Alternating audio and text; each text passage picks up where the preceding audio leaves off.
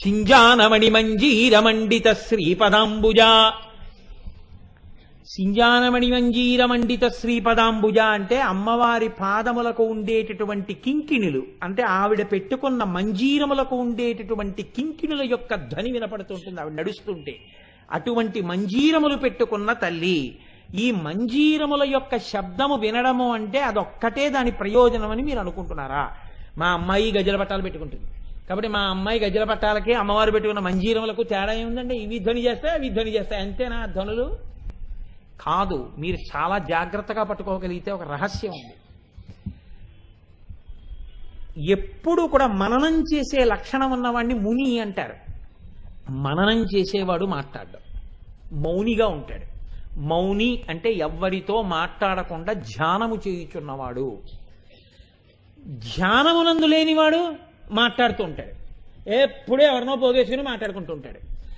మాట్లాడుకుంటున్నప్పుడు కానీ ఇతరుల యొక్క పాదముల మంజీర ధ్వనులు కాని వినపడితే ఈ చెవి ద్వారా వినపడతాయి. మీరు బాగా జ్ఞాపకం పెట్టుకోండి.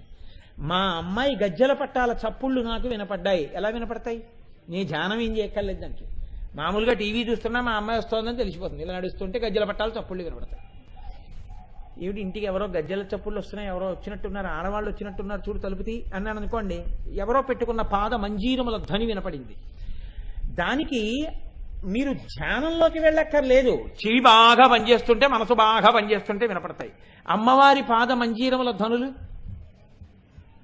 పైకి ఇంద్రియములను విచ్చలవిడిగా విడిచిపెట్టి మనసు విడిచిపెడితే వినపడేవి కావు. ఎవరికి వినపడతాయి? ఎవరు బాగా ధ్యానం చేస్తాడో వాడికే వినపడతాయి. ఎందుకు వినపడతాయి అంటే వాడి ధ్యానంలో కేవలము పాదములు ఒకటే చూడవు, పాదముల కదలికలు కూడా కనపడతాయి వాడికి. ఎందుకు కనపడతాయి అంటే శంకరాచార్యులు వారు అడిగినట్టుగా అంత వినయంగా వాడు వంగుతాడమ్మా నీ పాదములు పెట్టని. ఇప్పుడు ఆ పాదములు కదలకుండా ఉండవు. అమ్మవారు 2 పాదములు ఎత్తి ఇలా తల మీద పెడుతోంది. ఇప్పుడు ఆ మంజీరములు కదిలిన ధ్వని వచ్చింది. ఈ ధ్వని బయట నుంచి లోపలికి వచ్చిందా, ఇక్కడ ధ్యానంలోనే వినపడుతోందా? ఇప్పుడు ఆ ధ్వని వినపడినవాడు గొప్పవాడా, అది కేవలం వినపడడం గురించి ఆ నామం ఉందా? అంటే ఆ ధ్వని ఎవడైనా విని ఉంటే జీవితంలో వాడు సర్వోత్కృష్టమైన స్థితిని పొందుతున్నాడని గుర్తు, వాడి జీవిత లక్ష్యాన్ని చేరిపోతున్నాడని గుర్తు. అంటే ధ్యానమునందు కదలికలను కూడా చూచుచున్నవాడు. మనకి అమ్మవారి పాదాలే ధ్యానంలో నిలబడవు. వాడికి ఏం వినపడుతున్నాయి? కదలిన పాదముల చేత పాదములకు ఉన్నటువంటి మంజీరములు కదిలితే, మంజీరములకు పెట్టుకున్నటువంటి చిన్ని చిన్ని గంటలు కదిలితే, గంటలలో ఉన్నటువంటి చిన్ని విశేషములు కదిలితే, దాని వలన మంజీరములకు ఉన్న గంటల యొక్క ధ్వనులు వాడికి లోపల వినబడుతున్నాయి. ఈ ధ్వనుల చేత పరవశిస్తున్నాడు, పాదముల చేత పరవశిస్తున్నాడు. ఇప్పుడు వాడికి ధ్వని వినపడుతోందంటే స్పర్శ కూడా తెలుస్తోంది పాదములది. స్పర్శ కూడా తెలుస్తోందంటే పాదములకు ఉన్నటువంటి సువాసనలు ముక్కుకి తెలుస్తున్నాయి. వాడికి సువాసనలు ముక్కుకి తెలుస్తున్నాయంటే వాడు తర్వాతది కూడా తెలుసుకుంటున్నాడు. ఏది తెలుసుకుంటున్నాడు? ఈ పాదములు తల మీద పెట్టుకున్న వాడి మీద అమ్మవారు ప్రేమతో చేతులు కూడా పెడుతోంది. చేతుల మీద కూడా పెడుతోంది కాబట్టి చేతులకున్న గాజులు కదులుతున్నాయి. గాజులు కదులుతున్నాయి కాబట్టి గాజుల యొక్క కణకణ రవములు వాడు వింటున్నాడు. ఇది వింటున్నప్పుడు అమ్మవారు ముందు కొంగింది కాబట్టి అమ్మవారి తాంబూలపు వాసనలు వాడు చూస్తున్నాడు. తాంబూలపు వాసనలు వాడు చూస్తున్నాడు కాబట్టి వాడు అంత ఆనందమును పొందాడు కాబట్టి అమ్మ తాను తాంబూల చర్వణం చేస్తున్న నోటిలోని తాంబూలపు పిడచవాడి నోట్లో పెట్టింది కాబట్టి వాడి యందు గొప్ప ధ్యాన శక్తి పెరిగింది. ఇప్పుడు వాడు అంతవరకు పెరిగాడు కాబట్టి వాడు అమ్మవారిని ఆపాదమస్తకం చూడగలిగాడు. ఇలా చూడగలిగిన వాడిని చెప్పడానికి సంకేతం అమ్మవారి యొక్క చరణ కింకిణుల ధ్వనులు వినబడతాయని చెప్పడం. అంతవరకు చెప్పకుండా చెప్పడం ఈ నామంలో రహస్యం. అలా విన్నవాళ్ళు ఉన్నారా? ధ్యానంలో కాదు, ధ్యానంలో బాగా పట్టుకోవడం వచ్చేస్తే వాళ్ళకి బయట కూడా వినపడతాయి. ఎందుకు వినపడతాయి?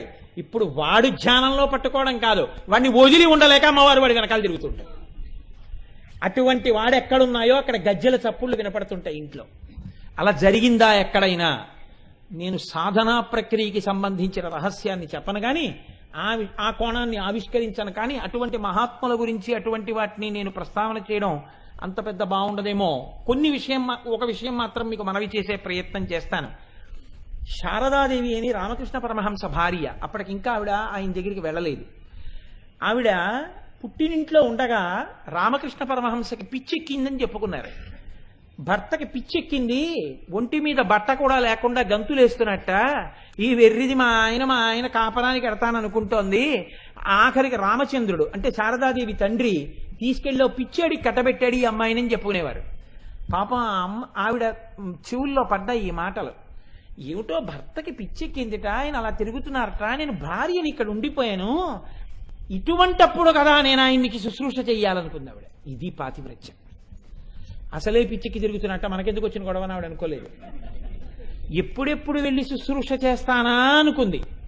ఇది తండ్రిని అడగడానికి సిగ్గుపడింది. నాన్నగారండి ఆయనకు ఒంట్లో బాగోలేదుట, నేను ఆయన దగ్గరికి నన్ను తీసుకెళ్ళండి అని అడిగితే ఏమనుకుంటాడో తండ్రి. ఇప్పటివరకు ఆవిడ కాపరానికి వెళ్ళలేదు. కాపరానికి వెళ్ళని తల్లి ఇలా అడిగితే ఏమనుకుంటారో అని మదనబడుతోంది, కానీ అడగలేదు. అంతటి సంస్కారవంతమైన జాతిలో పుట్టిన మనం వ్యాలంటైన్స్ డే చేసుకోమని చెప్పిన టీవీల పీకలు నొక్కేయద్దండి. అటువంటి మహాపురుషులు తిరిగిన గడ్డ. అటువంటి శారదాదేవి ఆఖరికి అక్కడ ఉన్నటువంటి ఇరుగు పొరుగు అమ్మలక్కల కలకత్తా పెడుతుంటే గంగానది స్నానానికి ఈవిడ అన్యాపదేశంగా తండ్రిని అడిగింది, వాళ్ళు గంగా స్నానానికి ఎడతారట నాన్న, నేను వెళ్ళనా అని. కూతురు హృదయాన్ని అందిపుచ్చుకున్నాడు తండ్రి. అమ్మా నేను వస్తాను అన్నాడు. కాపరానికి అక్కడ దాకా వెళ్ళినవాడు కలకత్తా వెళ్ళి స్నానం చేసి వచ్చేయండగా, నేను వస్తానమ్మా అన్నాడు. కాపరానికి తీసుకెళ్ళాలి కాబట్టి వెళుతున్నారు. ఆ రోజుల్లో పల్లకీలో తీసుకెళ్లేవారు ఆడపిల్లని. అకస్మాత్తుగా ఆవిడికి మార్గ మధ్యంలో జ్వరం వచ్చేసింది. ఎంత జ్వరం వచ్చిందంటే ఆవిడికి సంధిలోకి వెళ్ళిపోయారు. ఆవిడికి అసలు ఒంటి మీద తెలివి లేదు. ఉన్నవాడు తండ్రి పక్కన. ఆయన ఏమీ చేయలేక పక్కన ఓ చిన్న ఆచ్ఛాదన మంటపం వేసి అందులో పడుకోబెట్టారు. మిగిలిన వాళ్ళు బయలుదేరిపోయారు.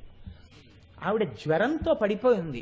ఇంతలో ఒకరోజు ఆవిడికి గజ్జెల చప్పుళ్ళు వినపడ్డాయి. ఏమిటి గజ్జెల చప్పుళ్ళలోనే ఆవిడ కళ్ళు తెరిచి చూశారు. కళ్ళు తెరిచి చూసేటప్పటికీ నల్లగా ఉన్నటువంటి ఒక స్త్రీ వస్తోంది దగ్గరికి. ఆవిడ రాసుకున్నారండి జీవిత చరిత్రలో. ఆవిడ చెప్పుకున్నారు తన శిష్యులకి, ఒక ఆవిడికి, నల్లనిదైనా అంత అందగత్తెని నా జన్మాంతరమునందు నేను ఇక చూడలేదు అని రాసుకున్నారు. ఆవిడ పార్వతి కాళిక.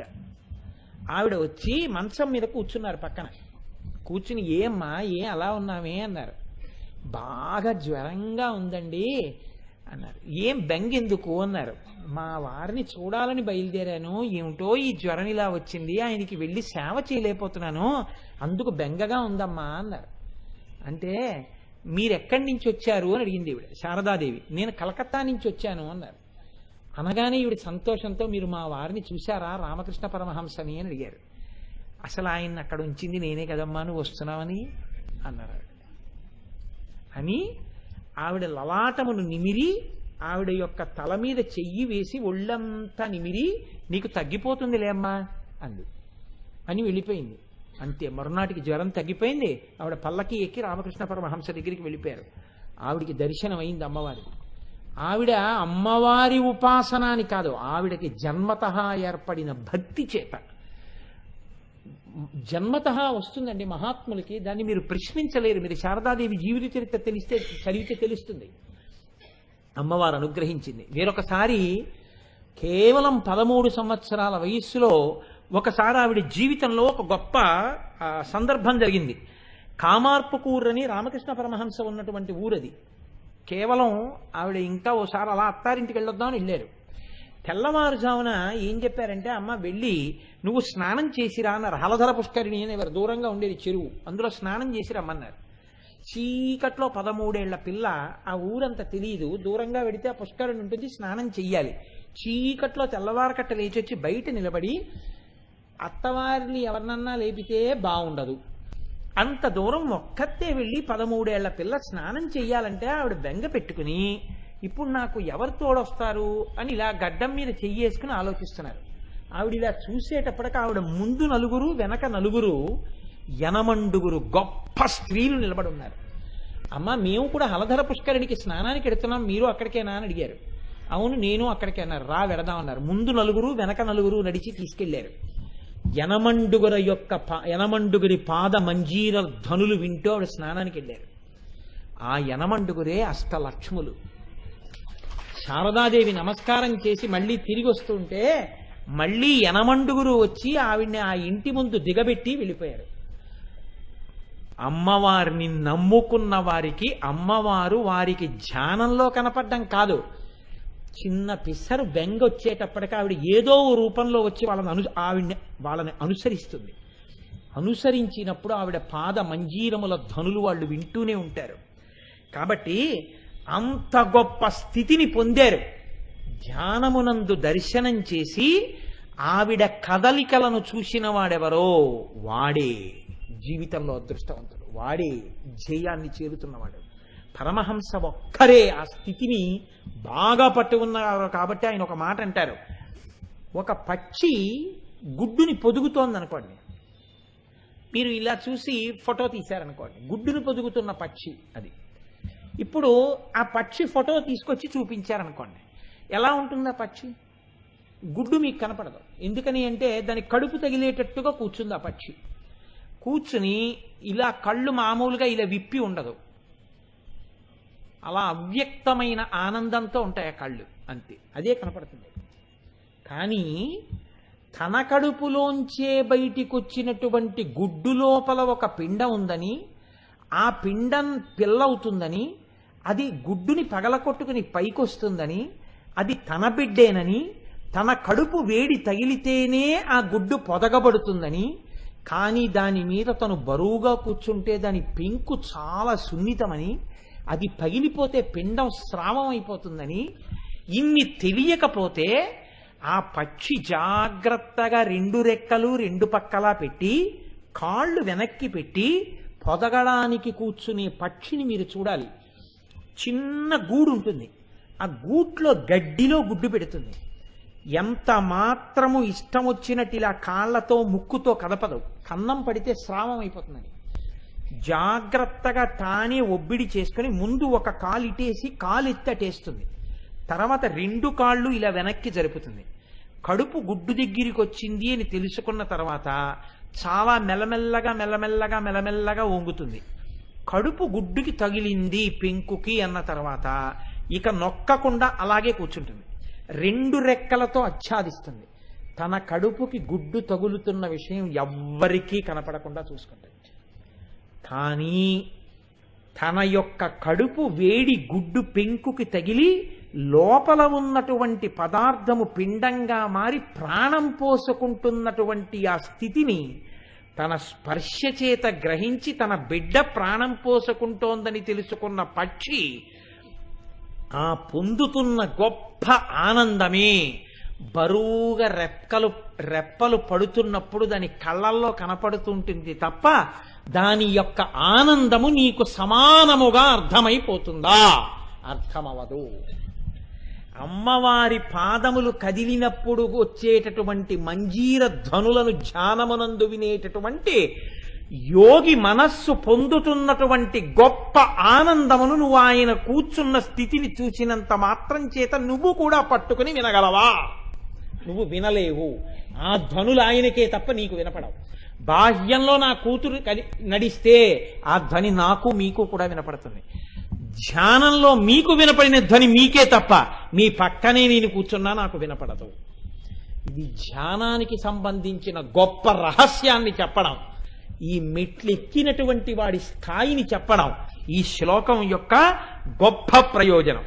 కాబట్టే మూకశంకరులు చెప్పినటువంటి ఒక్క మాట, కథం వాచాలోపి ప్రకటమణి మంజీర నినదైః సదైవానందార్ధ్రాన్ విరచయతి వాచం యమజనాన్ ప్రకృత్యాతేశో నచ్చ విరపి చ కామాక్షి చరణో మనీషా నైర్మల్యం కథమివ నృణాం మాంసలయతే.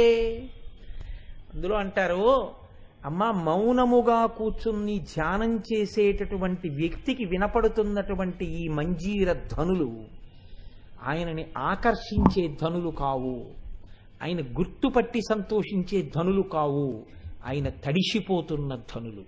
ధ్వనికి తడిసిపోవడం ఉండదు.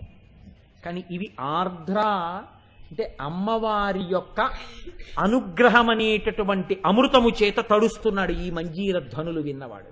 రెండు, ఎర్రటి వస్తువు తలలోకి ప్రవేశించినా తల మీద పెట్టుకున్నాడన్నా గుర్తు ఏమిటంటే రాగమునకు లోనయ్యాడని గుర్తు. ఎర్రటి వస్తువు లోపలికి వెళ్ళింది, బుర్రలో చేరింది అంటే అర్థం ఏమిటో తెలుసా అండి? రాగరంజితమైంది మనస్సరి, కోరికల చేత బంధింపబడుతోంది అని బాహ్యంగా చెప్తారు. ఎర్రగా ఉన్న అమ్మవారి పాదాలు నల్లటి తల మీద పెట్టుకుంటే వీడి యొక్క తమోగుణం పోయి వీడి తెల్లటి శుద్ధసత్వం వైపు వెళ్ళిపోతున్నాడని గుర్తు. ఎర్రటి పాదమునకున్న పచ్చటి మంజీరము యొక్క చిరుగంటల ధ్వనులు మామూలుగా బాహ్యంలో వినపడేవాడికి కనపడేవాటికి ఇచ్చే ప్రయోజనాలకి విరుద్ధమైన ప్రయోజనాలు ఇచ్చి ఆ ప్రయోజనముల యొక్క స్థితిని చెప్పడం ఎక్కడ వాక్కులకు చేత కాదో, ఎక్కడ ఎవడు కన్నులతో చూసినా వాడు చూస్తున్నది చూడలేడో, ఎవడు పక్కన కూర్చున్నా ఆ కూర్చున్నవాడు చెవులతో వింటున్నది వినలేడో, ఎవడు పక్కన కూర్చున్నా వాడు తడిసిపోతున్నట్టు తడవలేడో, ఎవడు ఆయన పక్కనే కూర్చున్నా ఆయన తడిసిపోతున్నాడని తాను తెలుసుకోలేడో, ఎవడు ఆయనతో కలిసి జీవిస్తున్నా ఆయన చేరుతున్న చోటు వీడు చేరలేడో, అటువంటి చేరిపోతున్న స్థితికి సూచనలు ఆ తల్లి మంజీర ధనులు. కాబట్టి సింజానమణి మంజీర మండిత శ్రీపదాంబుజ, శ్రీకారం వేసేశారు శాక్తేయ ప్రణవం. అంత గొప్ప ధనులమ్మా నీ పాద మంజీర ధనులు. కాబట్టి తల్లి, నా జన్మాంతరమునందు ఎప్పటికైనా ఆ నీ పాద మంజీర ధనులు నా చెవుల వినపడి నా జీవితము ప్రయోజనమును పొందుగాక అని అమ్మవారి పాదములు పట్టుకుని ప్రార్థన చెయ్యడమే ఆ 2 నామముల యొక్క గొప్పతనం. కాబట్టి పాపమును విరిచి ఆవిడ్ని చేరుకోవడమే మొదటి నామం యొక్క ప్రయోజనం. ఆవిడ దయ. 2 ధ్యానమునందు పొందేటటువంటి అమృత స్థితి. లలితా సహస్రనామం వ్యాఖ్యానం సిరీస్లో భాగంగా మరిన్ని నామాలకు అర్థాలు తెలుసుకోవడానికి ఇప్పుడే రుద్రంబజీ ఛానల్ను సబ్స్క్రైబ్ చేసుకొని బెల్ ఐకాన్ క్లిక్ చేయండి. సర్వేజన సుఖినో భవంతు.